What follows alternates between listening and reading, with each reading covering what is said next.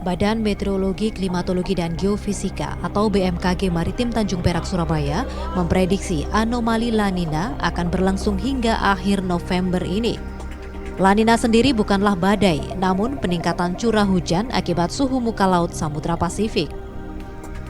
Adalah kondisi penyimpangan atau anomali suhu muka laut di Samudra Pasifik tropis bagian tengah dan timur yang lebih dingin daripada kondisi normalnya. Itu teknis sangat teknis.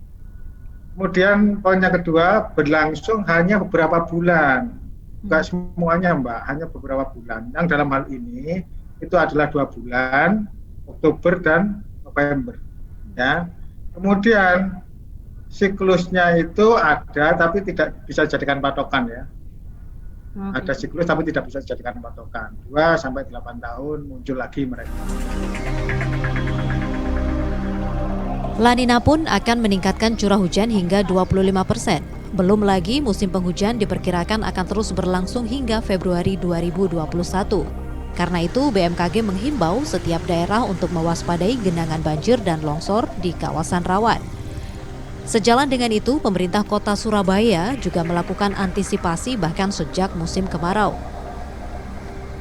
Ada pembuatan beberapa waduk-waduk, ya, sekitar ada 75 waduk yang dibuat oleh pemerintah kota Surabaya. Tujuannya itu untuk menampung sementara ketika hujan ini datang. Sekiranya ibaratnya air parkir dulu lah.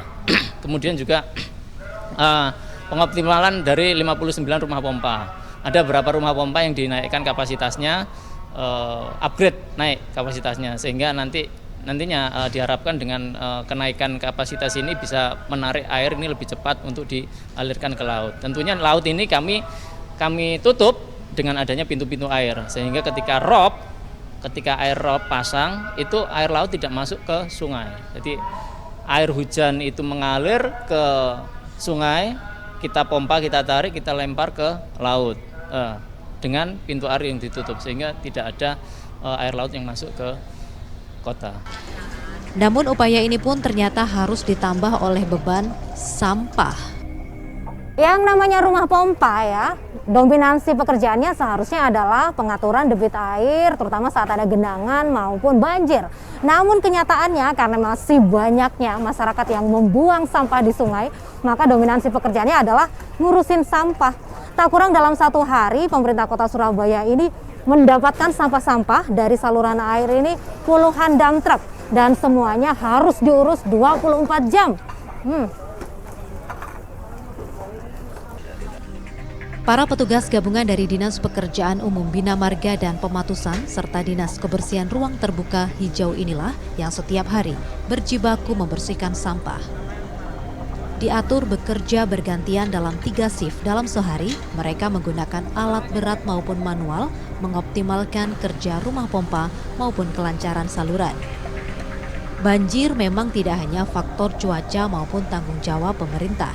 Namun, partisipasi masyarakat untuk mengurangi sampah dan tidak membuang sampah di sungai berperan signifikan dalam pencegahan banjir. Wida Subianto, Didin Iswandani, Surabaya, Jawa Timur. Bismillahirrahmanirrahim. Assalamualaikum warahmatullahi wabarakatuh. Pemirsa, bertemu kembali bersama saya Mevil Kaputra dalam online talkshow ZTV. Kali ini kita dalam tema La Nina, datang tak dijemput, pulang tak diantar.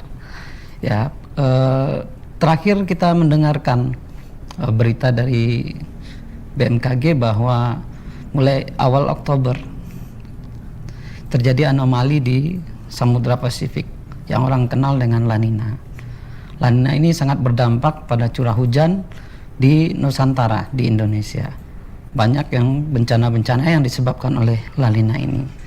Alhamdulillah di studio sekarang sudah ada bersama kami narasumber dari Disaster Management Center Dompet Duafa, bagian mitigasi bencana, yaitu PRB, bersama Mbak Ika Saragi. Assalamualaikum Mbak Ika. Waalaikumsalam warahmatullahi wabarakatuh. Ya, Mbak Ika berada di DMC. Sebelumnya beliau sebagai staf Infocom ya. Sekarang sudah di bagian divisi pengurangan risiko bencana atau PRB. Kita akan berbicara dengan beliau tentang bagaimana dampak La Nina ini yang tiba-tiba saja datang dan mengagetkan semuanya, tiba-tiba banyak banjir di Nusantara. Hal ini kita akan kupas bersama-sama Mbak Ika Saragih. Mbak Ika, bagaimana ceritanya La Nina ini? Ya. Mungkin saya perkenalkan diri dulu. Silahkan. Assalamualaikum warahmatullahi wabarakatuh. Waalaikumsalam. Nama saya Ika Saragih. Saat ini saya sebagai staf di Divisi Pengurangan Risiko Bencana Disaster Management Center Dompet Duafa. Iya, jadi kalau berbicara La Nina, sebelum kita berbicara dampak, kita harus tahu dulu ya apa sih La Nina itu sebenarnya gitu. Iya. Jadi kalau La Nina itu sebenarnya adalah fenomena anomali yang terjadi di Lautan Pasifik di bagian timur yang menyebabkan angin itu berhembus lebih kencang di daerah ekuator khususnya, yaitu kita di Indonesia kayak gitu. Nah, angin yang berhembus ini mengakibatkan suhu air laut di perairan Indonesia itu meningkat, sehingga dia bisa menimbulkan awan yang bisa membawa hujan seperti itu. Nah, jadi walaupun suhu sebenarnya La Nina itu pendinginan suhu di Pasifik, tapi kalau di perairan Indonesia itu dia jadi meningkat dan membuat jadi hujan, dan itulah yang menyebabkan banyak hujan terjadi. Intensitas hujan itu karena kebetulan juga kita masuk musim penghujan, bisa meningkat sampai 40% kayak gitu. Nah, kalau dampaknya sebenarnya La Nina ini kan adalah fenomena yang terjadi dengan rentang waktu 2-7 tahun. Nah, jadi tidak setiap tahun ya? Iya, tidak setiap tahun. Kalau terakhir kita itu juga mengalami La Nina di Indonesia itu di tahun 2018. Di situ kategori La Ninanya itu termasuk yang dia ringan. Walaupun ringan, tapi saat itu La Nina berefek pada gagal panen karena intensitas hujan yang tinggi gitu. Jadi waktu itu harga beras di pasaran sempat naik dan beberapa hal juga terjadi gitu. Nah, di 2020 ini banyak banget yang kita hadapin gitu. Selain masih ada pandemi, kemudian kita masuk musim penghujan, dan kali ini La Nina datang bersama dengan musim penghujan. Itulah yang benar-benar harus kita waspadain kayak gitu. Ya, dari La Nina ini tadi ada diceritain bahwa dia menimbulkan angin kencang. Ya, angin kencang. Kemudian juga perubahan cuaca atau suhu air. Sehingga banyak uap kemudian banyak turun hujan. Jadi bencananya bisa juga angin kencang ya, angin kencang. Iya. Iya, jadi bencananya yang hidrometeorologi sih sifatnya. Jadi seperti hujan yang menyebabkan banjir rob, tanah longsor, kemudian juga angin kencang kayak gitu. Kira-kira. Ini memang ujian yang sangat besar bagi kita pemirsa di situasi pandemi gini ya. Tentu hal ini perlu kita ketahui supaya kita bisa mengambil langkah-langkah persiapan, atau setidaknya kita bisa mengurangi risiko bencana itu. Nah, apalagi tadi bencana-bencana yang disebabkan oleh La Nina ini? Iya, mungkin kalau yang tadi sudah tersebutkan semua, dan itu sedang kita rasakan sih saat ini gitu. Jadi kayak beberapa memasuki September Oktober ini kan banyak banget bencana terjadi ya, terutama di daerah Jawa gitu. Bahkan di Bogor sampai ada ratusan titik longsor akibat hujan yang terus turun seperti itu.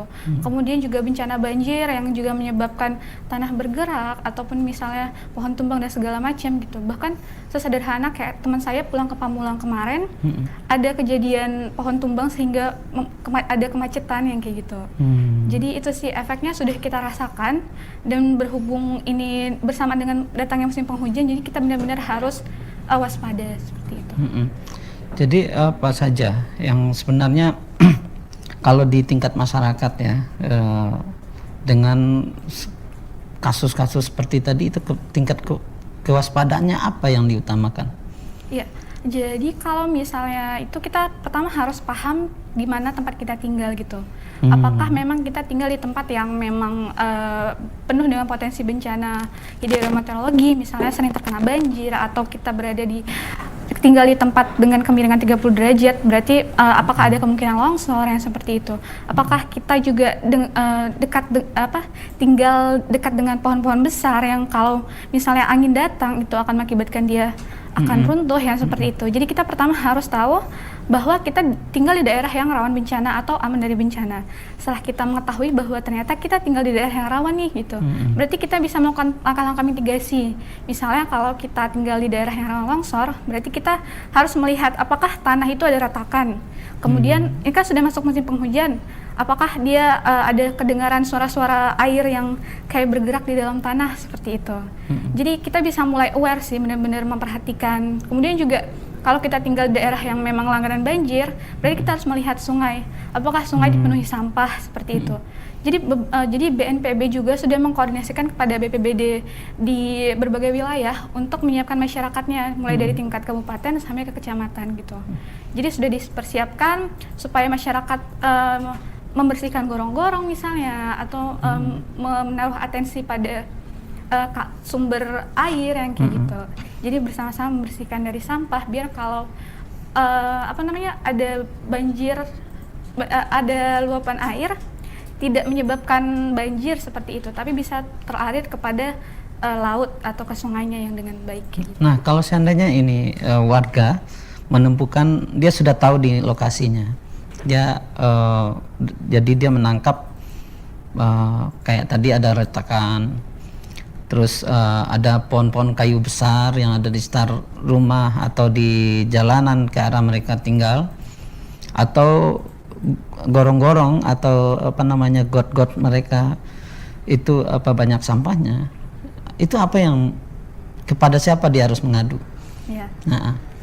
Ya, jadi sebenarnya untuk langkah mitigasi bencana La Nina ini tidak hanya dilakukan oleh pemerintah ya, tapi perlu partisipasi semua orang gitu.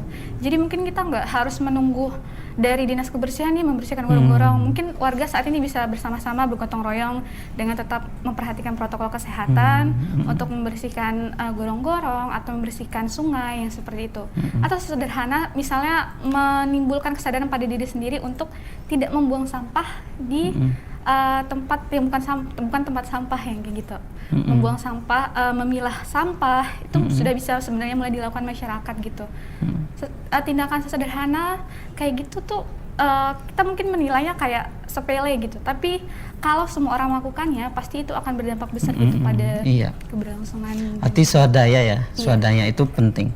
Jadi kalau dia menemukan ada risiko bencana yang akan terjadi terhadap kampungnya, maka di dengan RT setempat atau kepala desa atau kelurahan, mereka bisa saling berbagi pemikiran ya, bisa ngajak warga yang lain juga untuk gotong royong, untuk mengambil langkah-langkah yang kalau risikonya lebih besar tentu akan ke atas, lebih ke atas dari kelurahan, kecamatan atau ke BPBD ya, Badan Penanggulangan Bencana Daerah.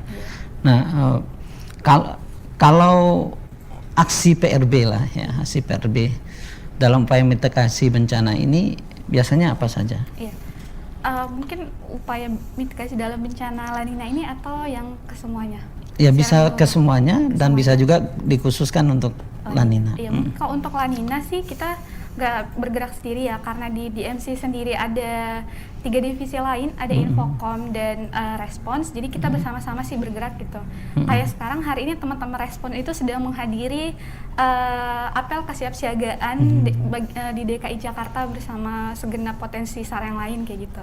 Jadi kita di Respons tuh terus mempunyai unit yang dianya itu concern soal banjir ini gitu. Kan sudah beberapa lama ini juga banjir kan, jadi kita menyiagakan mereka. Kemudian juga mereka berkoordinasi dengan tim-tim yang terkait seperti BNPB atau BPBD yang seperti itu. Kemudian untuk tim Infocom juga membantu menyebarluaskan informasi sih gitu.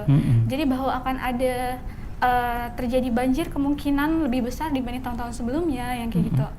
Kemudian mereka juga memberikan poster edukasi soal apa yang harus dilakukan kalau longsor terjadi, jika banjir terjadi apa-apa saja gitu, dan persiapan untuk persiapan diri dan yang lain sebagainya yang kayak gitu. Berarti memang sudah ada langkah-langkah ya. Mungkin ini kita akan lebih dalami pada segmen berikut. Pemirsa, mungkin sampai di sini segmen pertama. Nanti kita akan bicara sama Mbak Ika Saragih lagi tentang aktivitas PRB lebih dalam yang dilakukan oleh DMC Dompet Duafa. Kita rehat sejenak.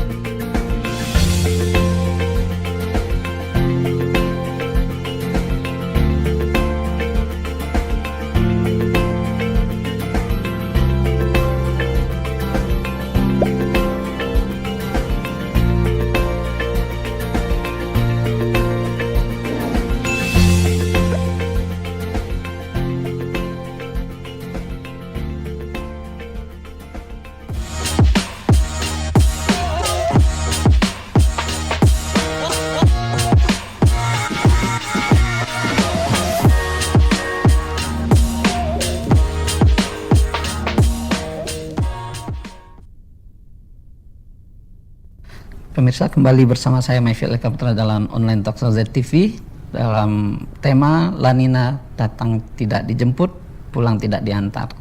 Jadi tadi kita sudah berpanjang lebar bercerita dengan Mbak Ika Saragih tentang La Nina dan potensi bencana dan mitigasinya. Nah, sekarang kita pengen tahu pemirsa tentang Disaster Management Center, apa saja yang dilakukan untuk menghadapi bencana dan La Nina ini. Silakan Mbak Ika. Terima kasih. Ya, jadi Disaster Management Center di DMC Dompet Duafa ini adalah unit khusus dari Dompet Duafa yang menyoal soal respon kemanusiaan dan bencana baik di dalam maupun di luar negeri. Jadi kita tuh terdiri atas 3 divisi. Pertama itu ada respons, kemudian ada pengurangan risiko bencana atau PRB, dan Infocom, informasi dan komunikasi. Untuk tim di respons sendiri itu juga ada di dalamnya itu ada recovery. Jadi setelah bencana terjadi, biasa kita melakukan pemulihan di daerah bencana tersebut. Kalau PRB ini juga kita ada beberapa kategori gitu ya. Jadi ada untuk lingkungan, kemudian untuk pendidikan, dan untuk pemberdayaan masyarakat di bidang kesiapsiagaan masyarakat menghadapi bencana. Seperti itu. Nah, kalau di Infocom, dia fokus pada memberikan informasi dan memberitahu aktivitas kita. Iya.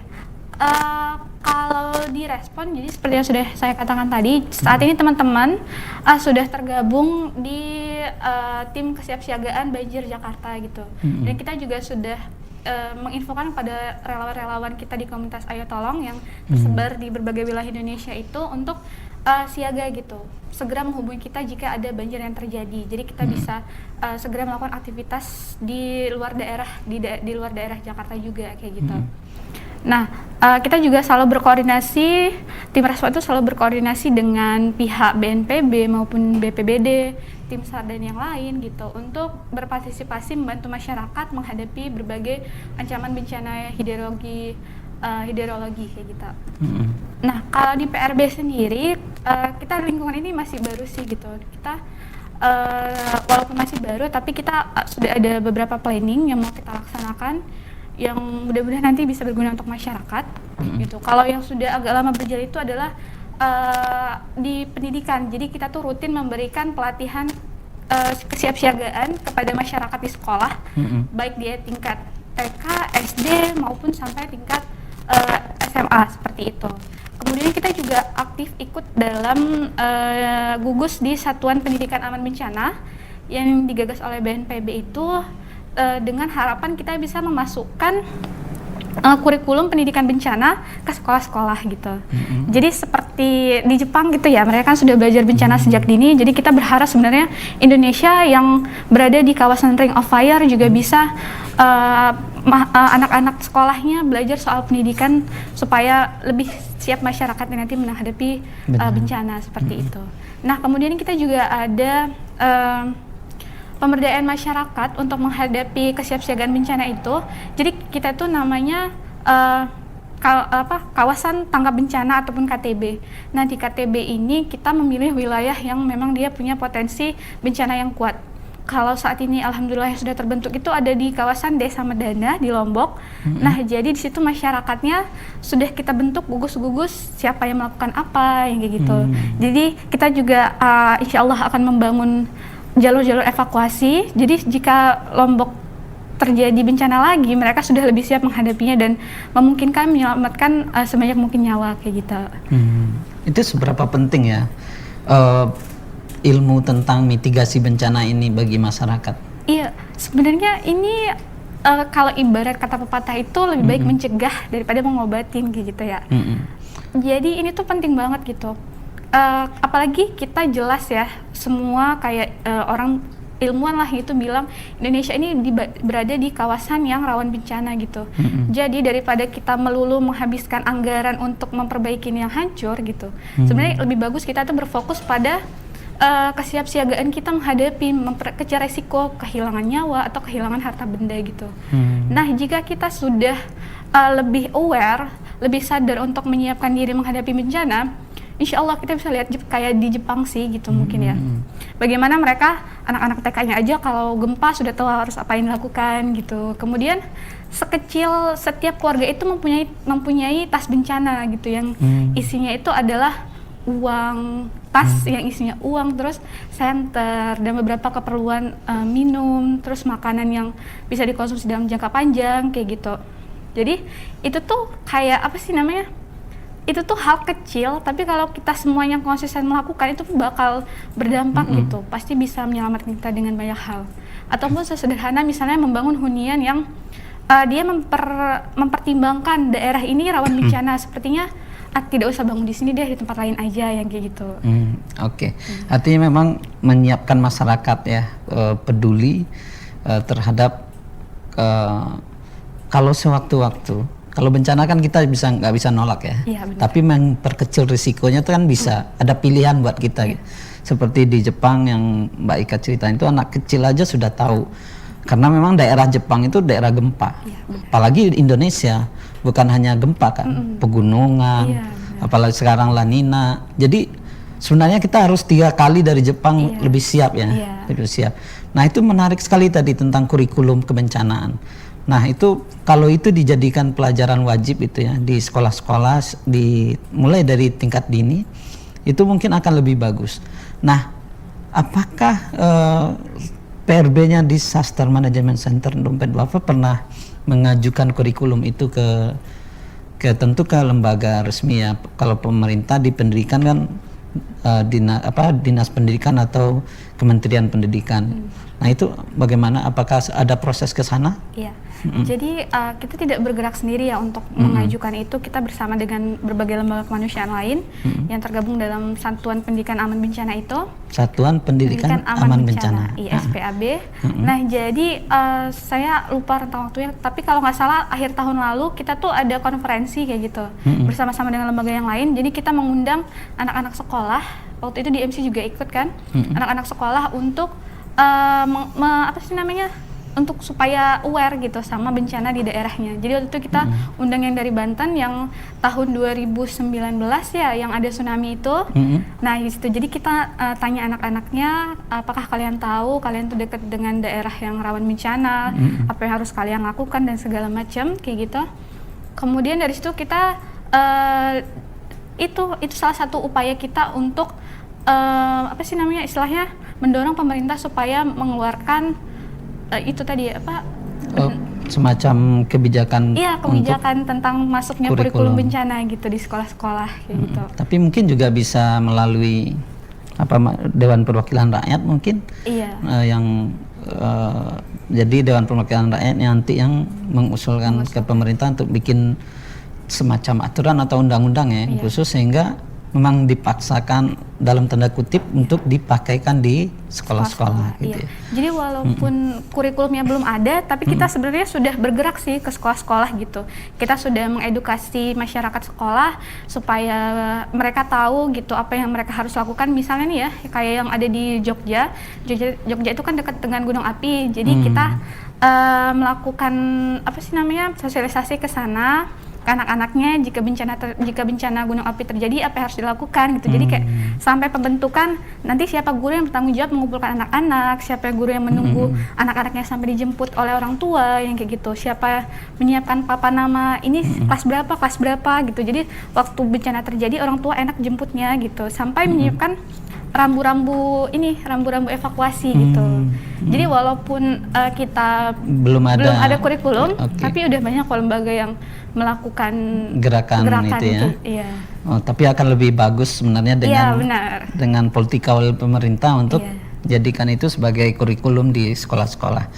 Tapi tentu teman-teman di relawan yang cinta dengan keamanan dan mitigasi ini akan terus bergerak ya Mbak Ika ya.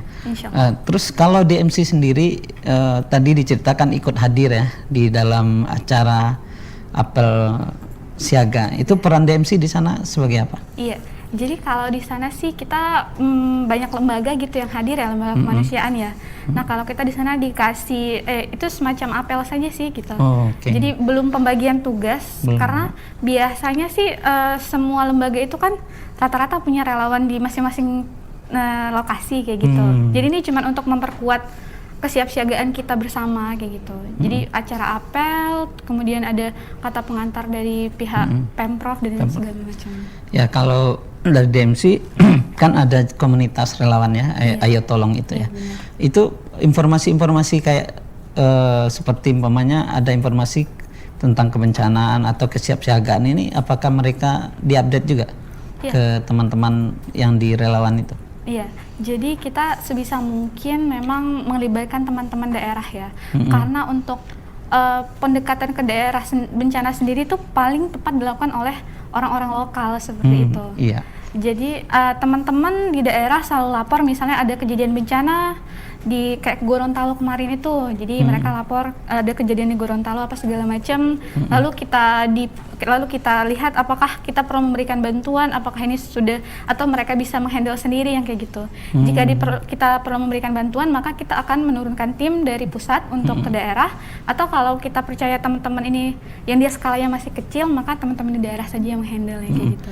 Ya sama halnya dengan kurikulum tadi, artinya kalau saya lihat kurikulum itu pasti akan berbeda di setiap daerah ya, karena kurikulumnya berbasis kondisi keamanan di lokal ya. Apakah ini rawan bencananya karena banjir atau banyak sungai gitu ya.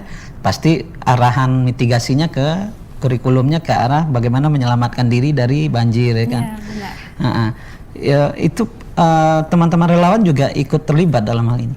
Iya, jadi untuk teman-teman relawan itu mereka pasti kita libatkan dalam setiap aktivitas ya, baik yang dianya pengurangan risiko bencana maupun juga yang respon. Seperti kita kan ada program di lingkungan yang membutuhkan bantuan teman-teman di daerah untuk menganalisis daerah-daerah mana yang sekiranya bisa kita bangunkan energi terbarukan gitu. Jadi kita minta bantuan kepada mereka untuk mengelis kira-kira daerah mana nih yang bisa kita datangin yang kayak gitu. Ya gitu. Kemudian juga untuk respon mereka alhamdulillah juga selalu ikut karena kita juga pernah melatih mereka supaya siaga jadi tim respon kayak gitu. Jadi untuk basic, untuk secara dasar mereka ada yang sudah mengerti soal water rescue gitu, atau jungle rescue atau vertical rescue-nya. Jadi kan ada tim respon, ada tim pemulihan recovery ya, benar. ada PRB. PRB itu kan pasti bergerak bukan ketika bencana saja kan, tapi lebih kuat bergeraknya sebelum ada bencana atau di saat aman gitu ya. Ini berapa tim yang ada di DMC ini? Atau ya timnya kemudian bagaimana ke alurnya gitu ya, alur geraknya bagaimana? Tim jumlah orang maksudnya? Iya, bisa jumlah orang. Kalau jumlah orang sih kita ada sekitar satu itu untuk bagian pendidikan, kemudian untuk yang kawasan tangkap bencana, lingkungan, manajer dan segala macam, kira-kira sih ada 6 orang. Jadi walaupun kita emang sedikit, tapi kita punya teman-teman relawan sih sebenarnya gitu. Jadi apapun yang kita lakukan, karena kita melibatkan mereka, jadi sumber dayanya itu bakal terpenuhi nih kayak gitu. Dan itu sebenarnya udah cukup sih secara garis besar gitu. Jadi kita yang mengkonsepkan, bergerak bersama teman-teman di lapangan nanti, jadi semua kebutuhan itu insya Allah bisa tercover gitu. Nah, ini PRB ini udah berapa lama itunya, divisinya dibentuk? Kalau PRB itu mungkin dari awal sih sekalian kan bencana itu berbarengan ya, mitigasi dan penanganannya kayak gitu. Jadi waktu DMC terbentuk juga, maka adalah PRB gitu. Nah, ada cerita menarik nggak dengan PRB ini gitu ya, bahwa atau semacam kesuksesan yang membuat lega gitu ya, untung kita udah lakukan ini, atau ada ceritakah? Ada contoh kasus gitu? Ya mungkin kayak kawasan tangkap bencana KTB kita yang ada di Desa Madani Lombok itu sih gitu.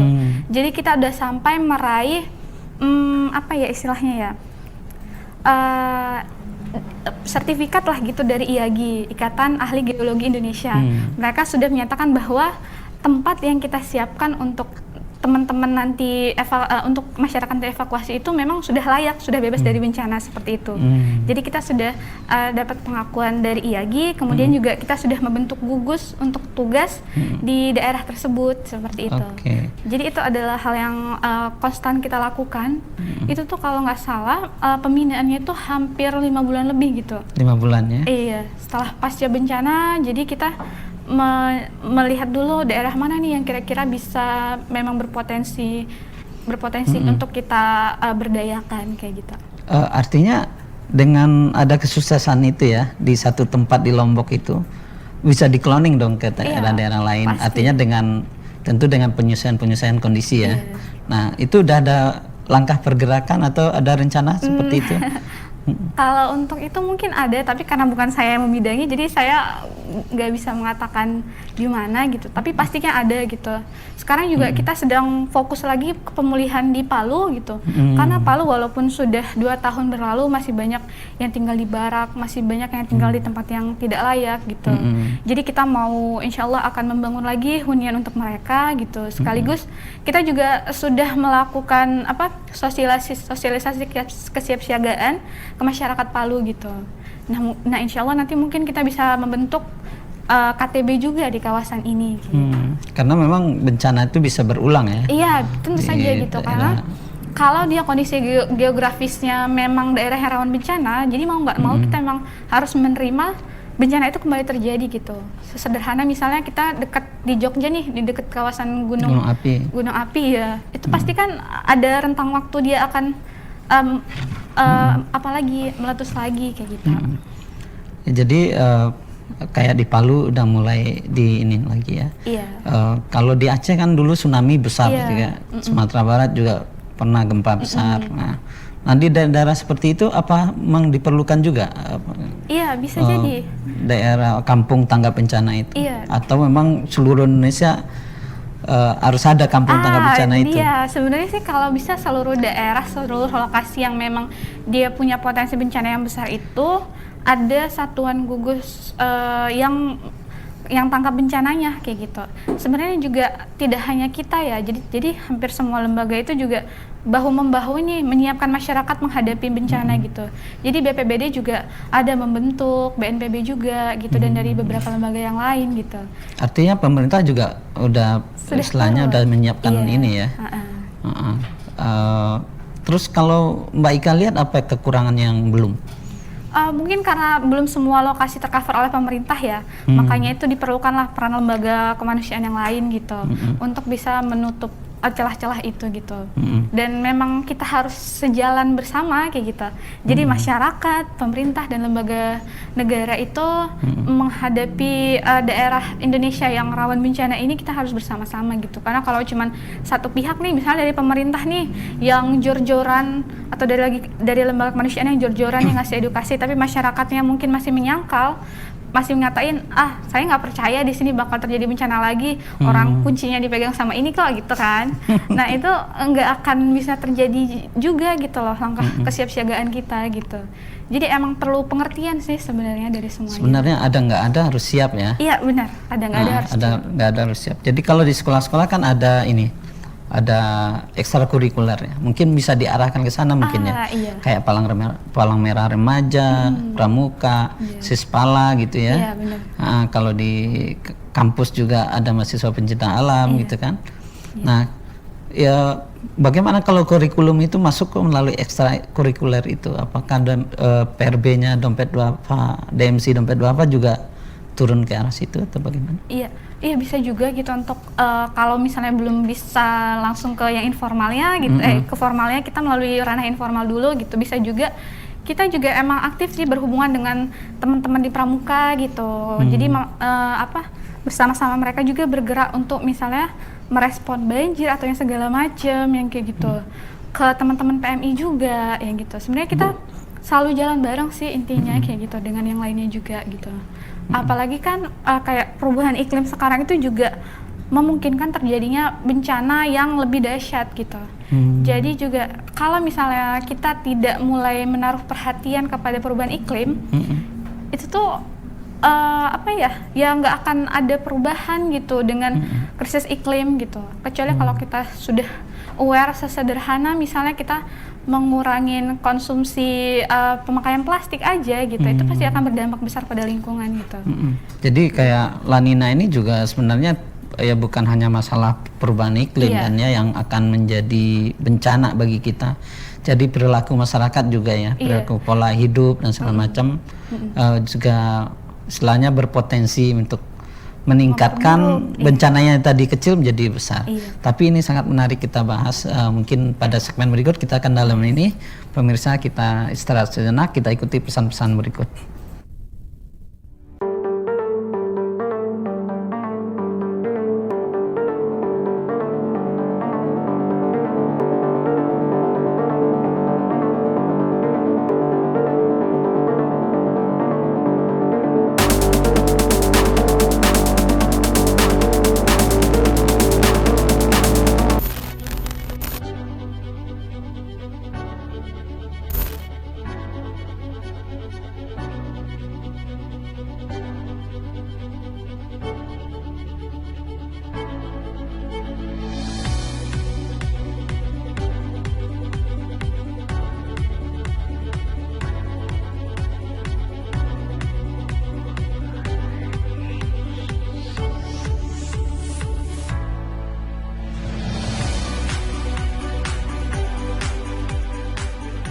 Siapa yang mau coklat?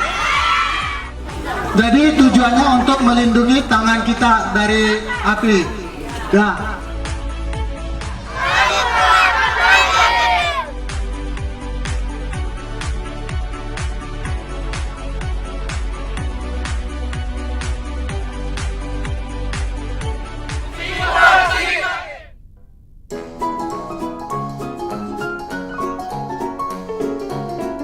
Halo semua, apa kabar? Pada kesempatan kali ini, saya sebagai perwakilan yang ditunjuk akan menjelaskan tentang Dikdaya Publika. Apa itu Dikdaya Publika? Dikdaya Publika merupakan perusahaan jasa media bisnis komunikasi dan pemasaran yang berbasis di Jakarta. Kami memberikan pelayanan terpadu yang secara khusus diberikan untuk merencanakan sekaligus membangun nilai bisnis Anda. Layanan khusus ini dapat dimulai dari ide besar yang simpel dan unik, proses eksekusi ide, tahap sentuhan penyuntingan, hingga kemasan produk layanan kami berikan secara sistematis sehingga dapat memberikan pekerjaan yang hebat dan hasil yang dikemas secara terbaik.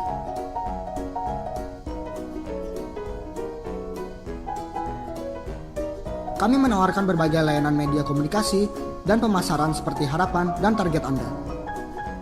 Mulai dari desain grafis, periklanan, penerbitan, percetakan, komunikasi digital, media sosial, outdoor media, web design, produksi video kreatif, dan MICE.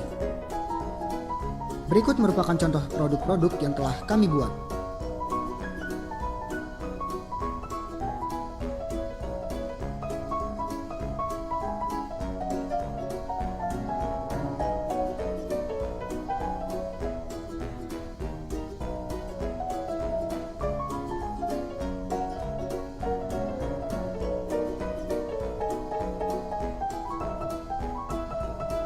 Bagaimana? Anda dapat mengunjungi sosial media kami untuk informasi lebih lanjut, atau dapat menghubungi kami melalui nomor berikut ini. Sampai jumpa lagi, kami tunggu kerjasama dari Anda. Salam dari Dikdaya Publika.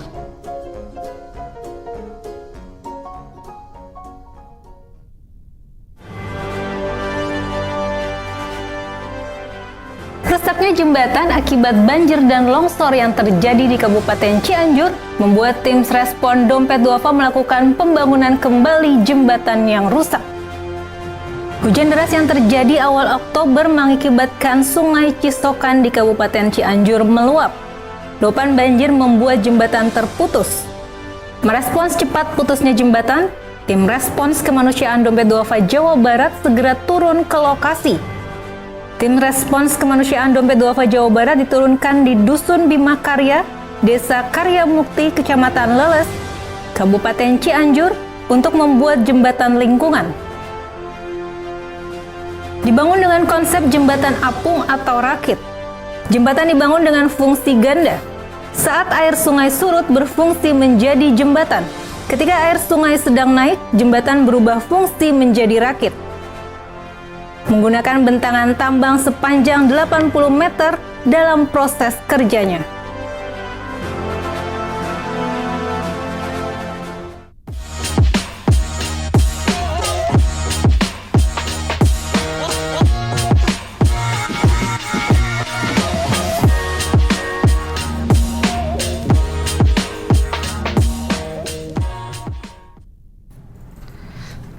Kembali lagi bersama saya Maifil Eka Putra dalam online talk show ZTV ID dalam tema La Nina, datang tak dijemput, pulang tak diantar. Masih bersama narasumber kita Mbak Ika Saragih dari PRB Dompet Duafa, Disaster Management Center Dompet Duafa. Mbak Ika, kita kembali ngobrol. Tadi kita udah bicara tentang dampak La Nina itu sebenarnya bisa diperburuk oleh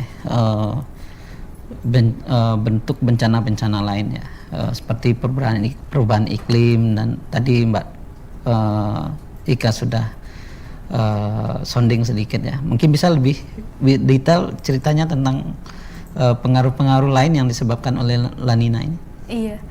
Jadi saya kemarin baca beberapa artikel. Jadi WMO, World Meteorological Organization, itu bahkan merilis La Nina tahun ini. La Nina itu kan pendinginan suhu di kawasan timur Samudra Pasifik. Tapi dia mengatakan bahwa ini adalah La Nina terhangat sepanjang sejarah gitu. Jadi walaupun suhunya turun itu, tapi ini masih dalam kategori hangat kayak gitu. Karena aktivitas manusia yang berkaitan dengan lingkungan gitu. Jadi kayak karena polusi, karena efek gas rumah kaca, ataupun karena hal-hal lain yang disebabkan oleh manusia seperti itu. Bahkan kalau di environmentalscience.org itu mereka bahkan merilis dampak dari La Nina ini bisa lebih buruk gitu, karena sekarang kita sedang berhadapan dengan perubahan iklim dan pola masyarakat yang belum aware gitu dengan dengan lingkungan yang kayak gitu. Jadi contoh sederhananya misalnya gini, La Nina yang datang ke Indonesia bersama dengan musim penghujan ini, kalau misalnya kita masih sesederhana tidak membuang sampah pada tempatnya, itu memungkinkan banjir itu yang nggak pernah terjadi akan terjadi karena penyumbatan dan volume air yang lebih besar yang seperti itu gitu. Jadi kalau misalnya kita tidak segera merubah kebiasaan kita ini gitu, maka bisa saja gitu La Nina ini akan jadi bumerang buat kita di tahun ini. Jadi sudah ada pandemi dan ya kita tidak mau hal itu terjadi seperti itu. Ya itu bayangkan kalau seandainya tidak pandemi juga ya, ini mohon maaf dalam tanda kutip, pandemi itu sudah banyak menistirahatkan pabrik-pabrik ya kan, kendaraan umum, sehingga polusi sebenarnya agak bisa ditekan. Tapi dampaknya ternyata masih tinggi ya, masih seperti efek rumah kaca dan pembuangan sampah. Nah mungkin Mbak Ika bisa lebih detail lagi ya, pokoknya kayak polusi disebabkan oleh plastik atau apa semacam itu termasuk memperberat risiko dari bencana La Nina ini nggak? Iya.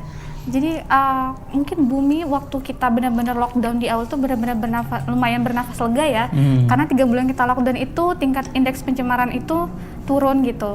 Masyarakat Jakarta yang dulunya nggak bisa ngeliat awan nih, tiba-tiba pada heboh di media sosial, wah akhirnya bisa lihat Jakarta punya awan sebagus ini gitu kan. Tapi setelah lockdown dicabut, ya kita kembali lagi gitu, polusi ada lagi, indeks pencemaran udara tinggi lagi gitu, dan ternyata pandemi itu tidak hanya berdampak pada situasi udara gitu, tapi dengan menimbulkan keresahan baru mengenai sampah medis gitu. Karena kan waktu kita awal-awal itu kita masih kepo banget nih, takut nih kalau nggak pakai masker yang medis kita nanti bakal tertular gitu. Kan lumayan lama ya keluarnya bahwa masker kain itu juga bisa dipakai gitu ya. Jadi limbah medis di bidang kesehatan itu juga meningkat banget selama pandemi gitu. Jadi dan sampai sekarang pun ada masyarakat yang menganggap bahwa pakai masker kain masih belum aman gitu. Padahal sudah banyak literatur yang menyebutkan bahwa ini aman dipakai asal 3 lapis, bahannya dari kain katun ya seperti itu. Tinggal kita pandai-pandai memilihnya saja kan sebenarnya. Nah, jadi hilang kekhawatiran soal udara, ada kekhawatiran lagi nih soal limbah yang lain seperti itu. Nah, maka dari itu memang sebenarnya kita harus kembali lagi sih, kita tuh harus mulai perhatian sih soal bumi gitu. Jadi kalau bisa mengubah pola sehari-hari itu bakal bagus banget kayak gitu. Misalnya sederhana mengurangi konsumsi plastik. Jadi sekarang mulai rajin bawa tempat bekal sendiri atau tempat air minum sendiri yang kayak gitu.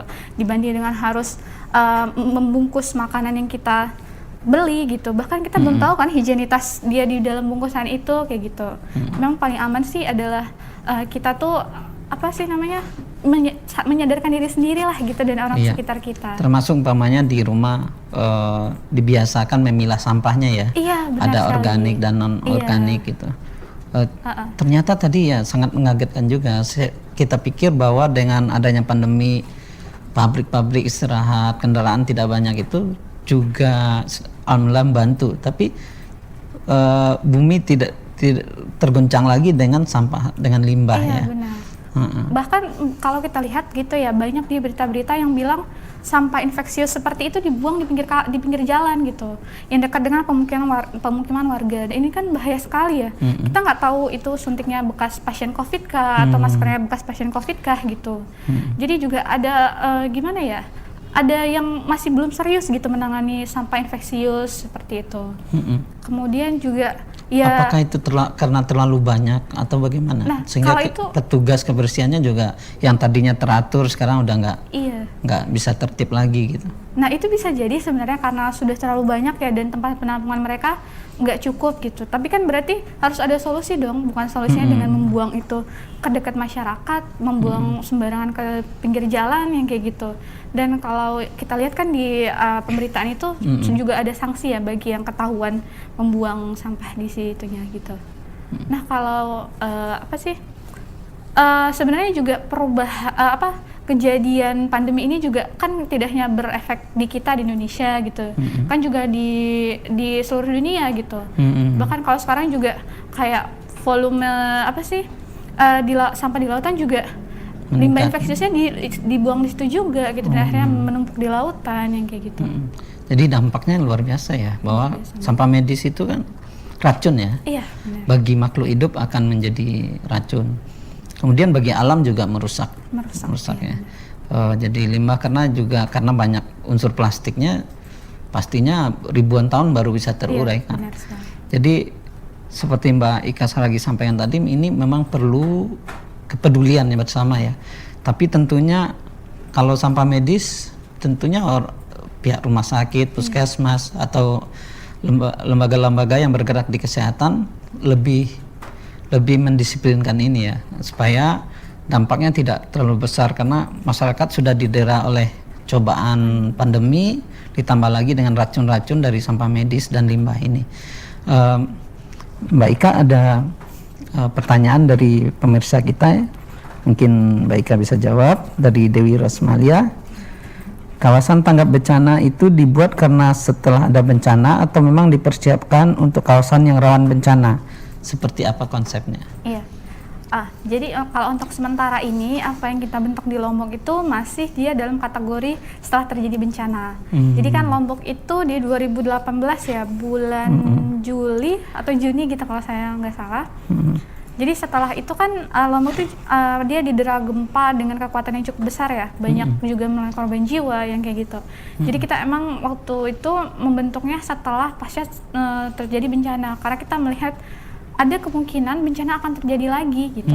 Makanya itu kita persiapkan masyarakatnya supaya kehilangan yang mereka rasakan di saat gempa yang 2018 itu nggak akan mereka alami lagi. Misalnya nanti terjadi gempa lagi gitu.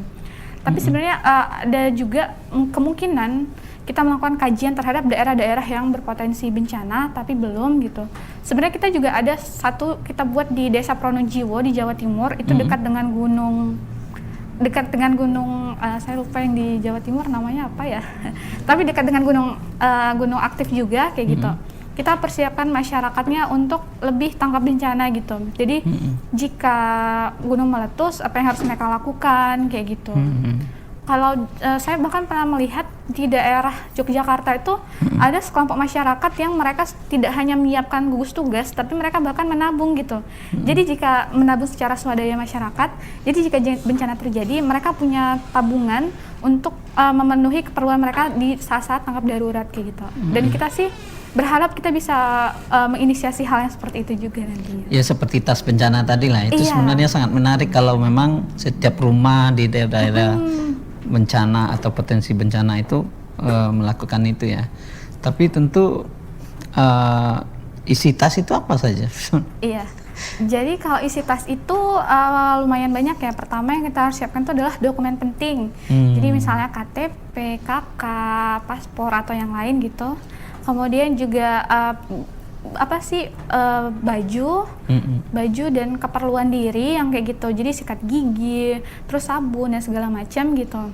Kemudian juga kita perlu persiapkan P3K. Kemudian ada senter jika kejadian bencananya malam nanti kita bisa aware gitu. Kemudian juga air minum dan makanan ringan kayak biskuit kayak gitu yang dia punya masa expire yang lebih lama. Nah ini kan untuk antisipasi misalnya bencana terjadi, kita benar-benar terisolasi, kita sudah punya pegangan nih gitu. Jadi kalau kita lapar, haus, kita sementara minimal bisa mengkonsumsi. Ada untuk yang itu ya. Iya benar. Kayak gitu. Terus juga itu tas itu untuk keluarga atau masing-masing anggota keluarga yang harus dibuatkan tasnya? Iya. Nah kalau bisa sih sebenarnya untuk keluarga, karena kalau masing-masing ntar ribet banget ya penempatannya. Karena penempatan pas siaga itu kalau bisa kita tempatkan di daerah yang mudah terjangkau jika bencana terjadi gitu. Di jalur evakuasi lah ya kalau di rumah ya. Misalnya di dekat pintu kita siapkan ruangan khusus gitu. Jadi kalau kita mau lari tinggal ambil seperti itu. Dan itu juga kita perlu menyiapkan dana darurat sih di situ gitu. Jadi misalnya ada keperluan nanti bisa tercover lah kayak gitu. Itu sederhana tapi memang bagus banget sih. Ya, artinya kalau itu tidak harus menunggu ada kampung tanggap bencana dulu ya. Iya, benar. Masing-masing kita di rumah itu udah bisa menyiapkan hal seperti itu, karena kita nggak tahu kapan bencana itu datang, karena memang kita Indonesia itu berada di ring of fire ya. Ring of fire ini sama dengan La Nina tadi yang bisa kapan saja datang itu ya, untuk menghampiri kita. Nah, bagaimana edukasi lain yang dilakukan oleh PRB ini selain kampung tanggap bencana? Iya. Jadi kalau kita juga menggerakkan tim di Infokomsi gitu ya. Kalau sekarang kan zamannya gadget nih, semua orang pasti bisa dengan mudah mengakses informasi gitu. Jadi sebisa mungkin kita tuh menampilkan di akun media sosial kita hal-hal yang dia itu tidak membuat masyarakat tuh jadi takut atau merasa down gitu. Kita berusaha menampilkan sisi-sisi bencana yang membuat mereka itu bisa berdaya gitu, yang membuat mereka semangat gitu. Misalnya kayak aksi-aksi yang kita lakukan apa saja gitu, terus juga edukasi seputar poster-poster gitu, atau misalnya ngobrol-ngobrol soal bencana dan penanganannya secara live juga kayak gitu. Jadi kita tuh membangun pola komunikasi yang positif sih gitu. Jadi bahwa bencana itu jangan melulu dihadapi dengan kesengsaraan, stres yang kayak gitu. Tapi bisa juga kok banyak banyak kisah-kisah yang positif, yang baik, yang bisa bangkit lagi kayak gitu juga. Apa yang dia lakukan untuk bisa bertahan selamat, dia ngapain sih kayak gitu. Itu kita gali kayak gitu. Kita coba bangun komunikasi bencana yang dia sifatnya positif lah gitu. Jadi mitigasi melalui virtual dan digital lah ya. Ini luar biasa memang. Ada secara konvensional dengan kampung tanggap bencana, ada secara edukasional dengan datang ke sekolah-sekolah, memberikan pendidikan. Sekarang juga melalui digital, melalui info-info yang menarik itu. Ini sangat luar biasa dan tentu perlu kebersamaan ya dalam hal ini. Nah, Mbak Ika, bisa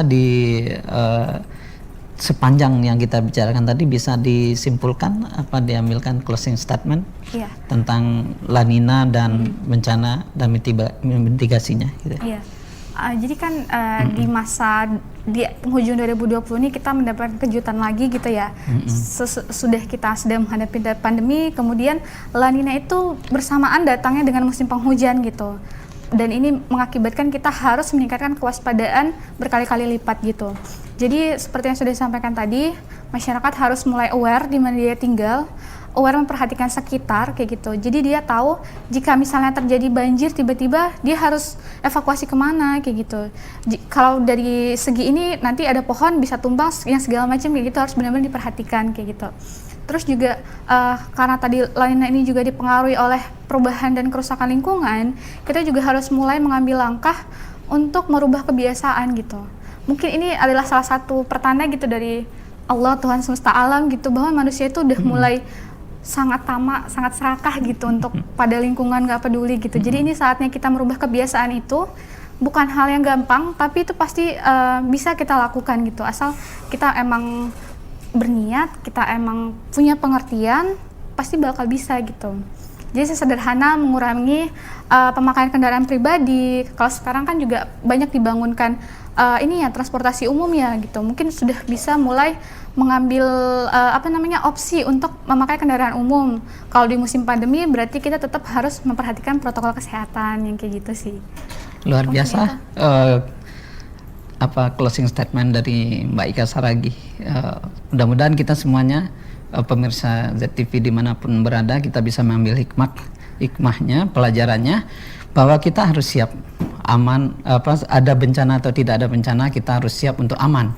Dengan itu mitigasi bencana itu sangat penting, dan ilmunya mitigasi itu juga sangat penting, kebersamaan kita juga sangat penting, dan siapkan tas darurat di rumah. Mungkin itu paling cocok untuk sebagai kesimpulan kita pada hari ini. Terima kasih kebersamaan Anda bersama kami. Terima kasih Mbak Ika sudah hadir di studio ZTV.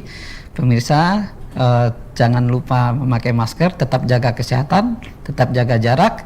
Kita selalu siap untuk menghadapi segala risiko apapun dengan bertawakal pada Allah Subhanahu wa taala. Terima kasih. Assalamualaikum warahmatullahi wabarakatuh.